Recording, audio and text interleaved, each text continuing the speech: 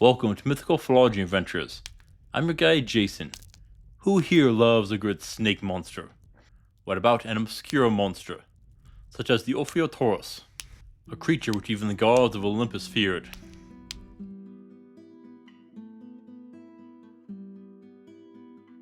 There is exactly one description of this monster in all of mythology, and one ancient depiction of it. Just one. And that would be from Ovid's Thesti. He wrote extensively about the monsters which plague the world of mortals. It is said to have the front half of a bull, a spectacular one, yet its back half is that of a snake. Well, what do you expect when its name literally means snake bull? Now, unlike most Greek monsters, this one is not a child of Echidna and Typhon. Nope, this one is born of the earth itself. So you could say that Gaia could be the mother. This would suggest that Ouranos is the father. And it is feared by the gods, so much that the goddess Styx would imprison this monster in a deep forest and surround it with 3 impenetrable walls. For you see, the Fates had a prophecy. Whoever burned its innards was destined to defeat the gods. Okay, that is a major reveal to be sure. And of course, someone is going to act on that. The first attempt was by the giant brothers, Ophiotaurus and Otus. But Hermes swooped in to save it, before taking it to Erythea in the west. This was the same island which the 2-headed dog monster Orthrus dwelled. Interestingly enough, the tale then says that Heracles was sent to bring this monster back to King Eurystheus. But the king was terrified of the monster and ordered it to be released. Again, only one mention. But what is most likely happening, this goes along with Heracles' task of bringing the giant red oxen which Orthrus was protecting. The last one was the Hecaton cherries, or 100 henders named Briareus. Well, he plunged through the forest and scaled the 3 walls to slay the monster with his adamantine axe. But he was seen. As he gutted the beast and prepared a fire, Zeus sent a flock of kites who stole the innards, which he then set out in the stars. Thus ends its tale. Compared to other monsters, there isn't much, is there? No real mention of powers or other abilities. Biologically, this wouldn't be terribly complicated. The front half is that of an ox, which means the front legs, shoulders, and ribs will all work well. There will be a little difficulty with muscles like the latissimus dorsi, which does partially connect to the hip bones. With the legs being replaced by a serpent's tail, we wouldn't have the full attachment for all the abdominal muscles either. But we can then use the muscle systems used by snakes to correct this. After that, we have to figure out the organ layout. Snakes have their organs laid out slightly different than other animals. This is done to address the longer body structure. If it has a diaphragm like most mammals, then we can put the heart and lungs in the chest cavity. And that would leave the snake section to hold the digestive tract. If not, we could have it copy the snake's organ systems. Now, getting this creature to move will be odd. Its front legs will want to walk, which could throw off the slithering body mechanics.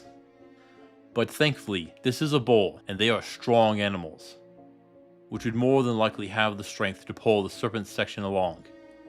Depending on its strength, the tail section alone could push it forward.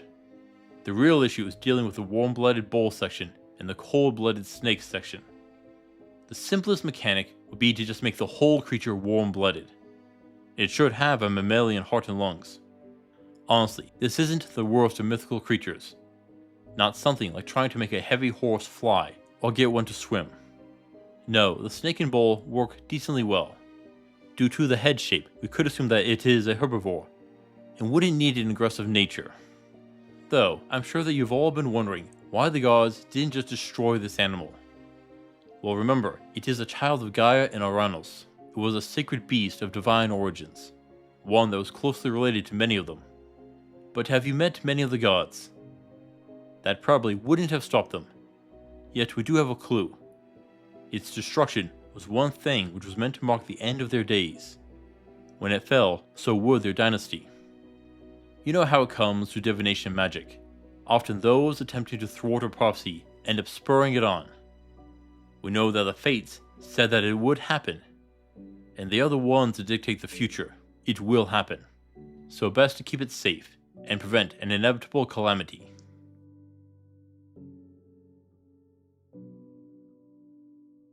So how tough is this thing? Well, we know we are dealing with a half ox, half snake. We will need to make a few guesses though. Generally, snakes have two methods of attacking, venom and constriction. Nowhere in Ovid's writing does he even hint at poison, which leads me to think a constrictor. This requires raw strength, but tends to cost them speed. Now, this sounds like it would work well with a bull, doesn't it? It sounds like one of its best methods of attacking would be to charge you with its bull body, dragging the snake tail. Then if you dodge, that tail can wrap around you and then crush you. Now oxen are strong, and more than capable of doing some real damage on their own. Put that into constriction and you'll likely lose. Unless you plan for that. If it wraps around you, don't try and pull it off. Instead, grab the tail and unwind it. I won't lie, this will take some strength, but better than nothing. Above all else though, when it attempts to wrap you up, keep your hands free.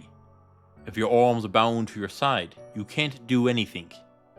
The best option is going to be if you have a dagger or a short blade, something which you can manage in a tight area. Be quick. Here I would want plate armor. That will be the best against the crushing forces. Neither chainmail or gambeson will be of use on this part, but possibly against its horns and hooves. It might also try to slap you with its tail. While that is likely to hurt, it isn't going to be the most dangerous thing it can do. While charging, I would like a spear and a shield, though a sword or an axe is viable too, but I wouldn't attempt to take the charge. Dodge before it gets too close, else you can get gored. If you are at range, a bow and arrow will be golden. Your target area will be the chest, since that is likely where the heart and lungs are. Though this might take a bit of power, but it is possible. Magic is a whole different beast. While I don't think cold magic will put it to sleep like a reptile, but freezing the ground will inhibit the snake part of its body from moving. You could also cover the ground in spikes or coals to damage it. Anything to limit its mobility or make the terrain difficult will help. Lightning is a strong option for speed. Ideally, range is going to be your best friend to take out this beast. This thing is dependent on closing the distance to fight. Supposedly, this thing took on giants, Heracles, and even a 100-hander, so it may have plenty of strength. But besides that, it doesn't seem to have any other outstanding abilities to be concerned with. Due to all of this, I'm going to give Ophiotaurus a 410 for difficulty. So long as you can avoid its charging attacks and grappling attacks from its tail, this shouldn't be too difficult of a fight. Make your preparations, and you can bring this thing down too.